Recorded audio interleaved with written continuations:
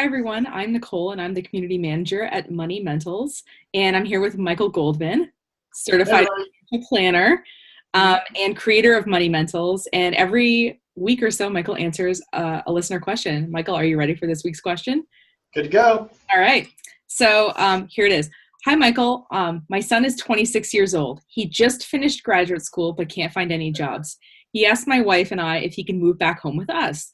I want to go on record as hesitant on this, but of course, I want to help my son out. What financial arrangement should I make with him to live in our house? Some rent, chores. How do other parents with grown children deal with a situation like this? Yeah, yeah, it's Hard because it's not like he's doing something irresponsible. He just got out of school, you know? yeah, yeah, totally. But I get it from their perspective too. It's sort of like they were Yeah. sort of enjoying being empty nesters, and now it's not an empty nest anymore. Yeah. Yeah, no, that's a good question, and frankly, it's almost become the norm now. Yeah. College loans and graduate school debt is a lot of times folks have coming out of school. And even if they find a job, sometimes, the entry level income isn't really high enough to maintain their, basic standard of living.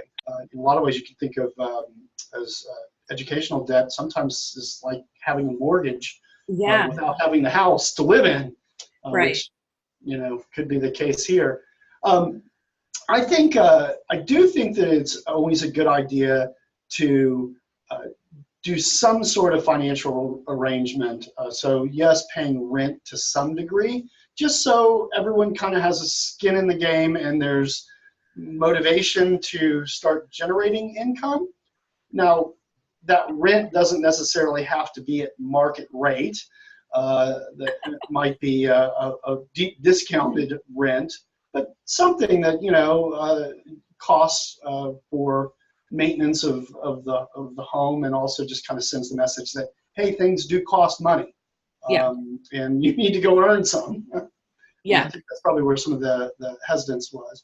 And then I think having some expectations of some work around the house, especially if that rent is discounted, is totally reasonable. I mean, even if you just had a roommate or you were literally, renting out to a third party, you would expect that they would do some things to help maintain the living space and, clean their own dishes and, Right.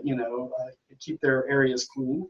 So I think that's reasonable. I think that the only thing I would hesitate on there is don't make those chores so much that it interferes with the job hunting process, or kind of almost replaces finding a job, because still ultimately that's the goal here, is for them to get launched. And so I think they're thinking along the right lines. Yeah. Um, I think a little cautious optimism is not a bad thing.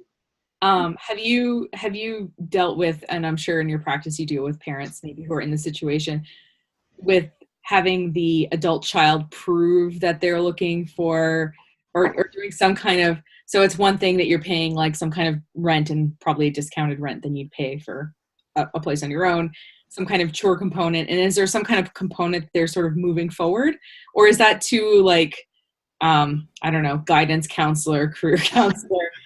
Um, Well, if you're collecting unemployment, they definitely make you prove that you're oh, hunting that's for a a good job. point. But I guess if you're Um, getting out of graduate school and just aren't employed, you don't really have to do that. yeah, but I mean, I guess it really just depends on the people involved.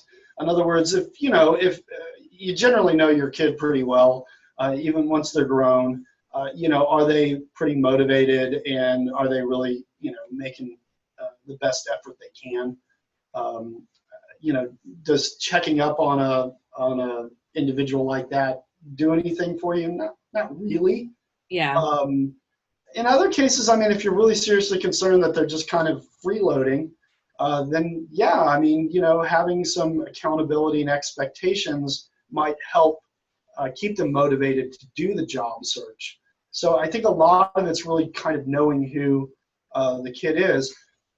It seems to me that she's already mentioning that, her son was out of graduate school. So I know he was motivated enough to go on beyond college, and it doesn't sound like he's an unmotivated individual. So I don't know how much, the accountability is necessary. Again, it just depends on who we're talking about. It seems like regardless of whether we're talking about someone really disciplined or just maybe someone a little less so, maybe a firm timeline of like some kind of period. Yeah. Might be Look, helpful. I think expectations in one way, shape, or form are always a good idea, so that we're not thinking in terms of, you can pay $100 a month rent indefinitely. So I think putting some timeline on it. Look, we'll let you live here rent free for a period of time, or for really low rent for a period of time. But look, when that time's up, you need to find some other arrangement or have a job by then, or at least show some progress. So I think having some expectation or timeline is good. I don't know if I would go to the point of saying, okay, each day I want to see your call list of who you called, or Yeah, and it sounds like the person isn't quite there yet. So, and just to remind everyone, this. So, I don't know. Is there anything else to add? No, I think we covered that one. Yeah. So this broadcast is brought to you by Moneymentals.com. It's a 7-week personal finance course that is created and led by Michael. And so if you want to learn more, you can go to Moneymentals.com and you can see all about it. So thanks for watching, everyone. And Michael, thanks for your good answer as usual. Well, thanks for yours. I appreciate it.